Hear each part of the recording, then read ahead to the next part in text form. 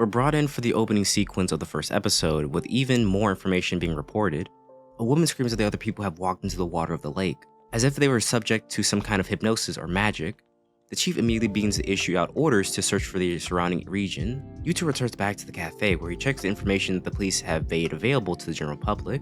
256 bodies have been accounted for in the disaster, with them only able to verify 34 victims. Yuta is irate by this because he believes the authorities are suppressing information since they do not suspect there was any wrongdoing in the case. Because of his website, Yuta is highly determined to find out the truth about the situation, despite the fact that everyone else wants to keep as much distance between themselves and the situation as they can, except for Ryoko, who maintains her usual upbeat attitude despite the situation, with her being lost in her own little world. Miyu wants Gaomon-senpai to give up on the case, with him not being frightened away by the occult in any way, believing that this must be some type of elaborate hoax perpetrated by the police and the media, assuming that the government is the sole entity responsible for the mass cover-up. Ryoko the argument, with the widespread perception that this was all the S word, with this being the result of him being able to find the online event where people were having a huge party in celebration of the S word, with them all offing themselves later on. But what actually occurred was there was a significantly larger amount of people there than they anticipated for, therefore they carried this out in a group. Mio is dismayed to learn that it was treated such as a casual manner. Yuta makes the case that provided the Japanese social cues, and by counting the number of people who participated, it gets Zanko to talk back to them, but she never responds to his questions, with this making him appear crazier to the others. Kuryu Kusabaki is found lying unresponsive on the floor of his home, looking like he just passed away. A picture of him appears in the air. He makes the observation that most people are woefully ignorant about the reality of the supernatural. One night as he's wandering around, he sees her. Arya has failed miserably at everything, and has no reason to live anymore, losing everything. She's going across the tracks just when a train is about to approach. He watches her performance, waiting to see what she's gonna do, but as she's about to continue, he interrupts her. The poor child mistakes him as her brother. If he allowed her to pass that day, it would be impossible for him to carry on, smelling at the fact that she's one wild girl, but now the two of them are connected and help keep each other sane.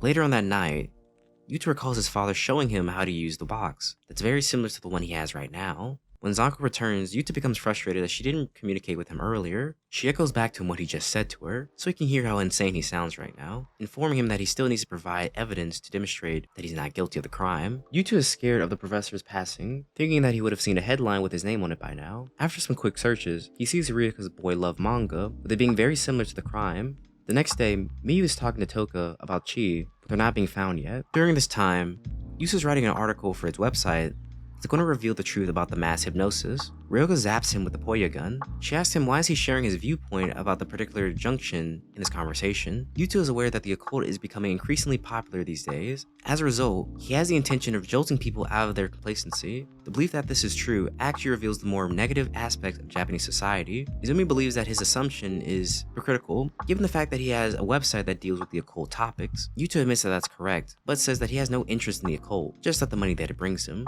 and the two of them leave. Yuta is startled by how quickly everyone has forgotten about the demise of the professor. Following that evening, Yuta is back at it, attempting to locate the lock that corresponds with the key. Yuta acts in a panic when he realizes that Sara has seen him. With him running, Sara gives chase to him, with Sara able to block his path. Sara is interested in learning more about the Kirikiri Basilisk site. Miyu is the one that brought this to Sara's attention. Sara gets right to the point, with him knowing that Yuta was present when his father died. Yuta jumps and begs that he wasn't the one responsible for his father's death. Sara is under the impression that he was not the one to commit the crime, but he urges him to divulge the secrets that he knows. Yuta has some reservations about disclosing Zanko or the location of the key. Sara is frantic in his search for a piece of information. He believes that someone planned this, with individuals rifling through his father's belongings. Yuta remarks on the fact that there was a word written in blood that his father left him, with it being code. Hearing this, he believes that the police are leaving him in the dark about the situation. Yuta is interested in viewing his father's room to look for some more clues. Inside his home, Sara has great perception and is able to learn when someone is lying to him, especially with Yuta, knowing that the boy doesn't like him very much.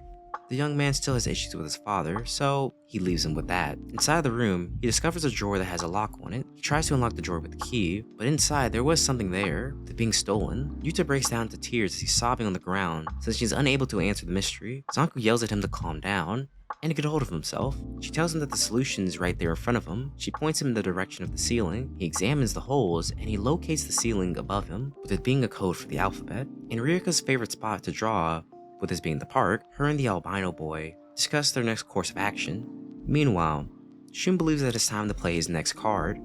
this being the Kirikiri site. Following back Ryuka and Yuta into the cafe, Izumi offers Shun a cup of the mysterious green drink that he likes to prepare. Shun takes one sip of it, making Yuta chuckle. He starts calling it all different types of names, referring to vomit. Izumi leaves and Ryuka follows him, leaving the two alone.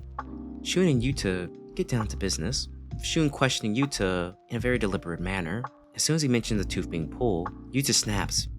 Under immense amount of pressure, he lets him off the hook as Shun makes his departure. In the meantime, Arya and her ghost discuss the possibility of seeing Shun. Kiryu investigates the two schoolgirls, their boyfriend, and Shun in order to gather more information about them, having the impression that they were all prying far too deep into their business. In the following instant, Shun scrolls through into their shop. Yuta and the other members are going over the information the group has. Sari is now deciphering the pattern consisting of the 10-word sets. Yuta inquires as to whether or not the name Ryuka has been found yet. Sari is unable to think of a name on the top of his head, but is aware that this name does not match anything that he has so far. He inquires to the identity of this person, but Yuta doesn't tell him. In Saria's opinion, this is all a complete rubbish. However, after discovering that the term code was written in the book as well, he starts to pay attention. Ryuka has a conversation with a statue, with her being at a shrine. She begins to ask the statue a bunch of questions, if it has ever heard a story about Frankenstein, asking if it could sew a soul together, and wondering what it would bring back to life if it could. We then hear about the story of Katoribako, with it being a wooden box that measures 8 inches on each side and can only be opened by performing a specific action after it's been closed. It was a mystical item that was employed in the practice of cursing someone. After it's been put together, those who are nearby it will have their internal organs removed, but only affecting females and children. In the year 1860, the first box was manufactured, with it being left in front of the home of a village chief who had failed his community via poor management. Along with his descendants, his family was seized as well. The process of making the box is very gruesome because it requires first obtaining body parts from children who are still alive, with it being set out for a couple days. Toko discusses the topics in greater details. During that time, she was on the phone with the Kirikiri staff. Due to the fact that Kikijoji contains a box, she warns the group they need to stay as far away as possible. The members of the group go over the book that Ryuka has created, discovering a shrine in hopes of finding the location of the box, with each of them delivering insightful commentary on the various aspects of Japanese mythology and folklore. Arya arrives suddenly to give them the final piece they needed. Gamon is startled to see her and screams she must have come here to curse him.